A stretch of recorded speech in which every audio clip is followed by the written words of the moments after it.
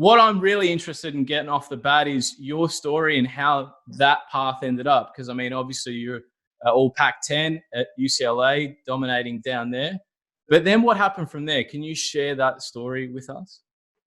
Yeah, I think, for me, I've always been an underdog. So just to get to UCLA, I had to go to junior college and I Right. had to, fight my way to get into UCLA. And eventually I cracked the starting lineup. And then my senior year, I was all Pac-10. I wasn't even drafted into the NFL. So I signed a free agent deal with the Atlanta Falcons. They had just come off of a Super Bowl loss to the Broncos. And so I didn't make that team. I went home, just pretty much trained and watched football for a year. Then I signed with the Bears, didn't make that team. Then I went to Canada, played in Canada, came back home. Then I signed with the Ravens. The Ravens sent me to NFL Europe, where I played for the Amsterdam Admirals.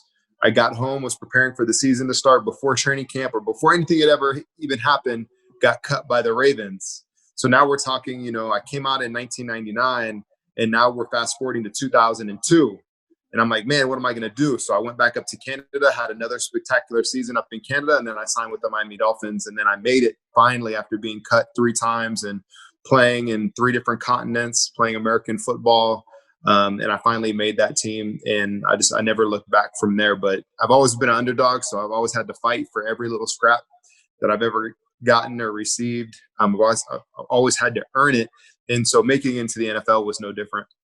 But that shaped you completely, hasn't it, into all the success that you went on to have both professionally, but personally, and now also in business.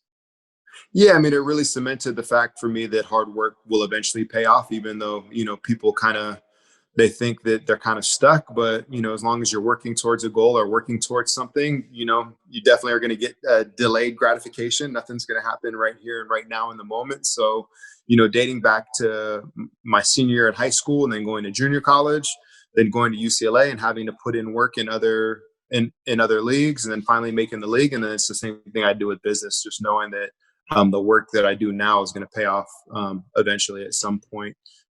So yeah, I've always had to work for it, and hard work is kind of just what I'm built and what I'm made out of.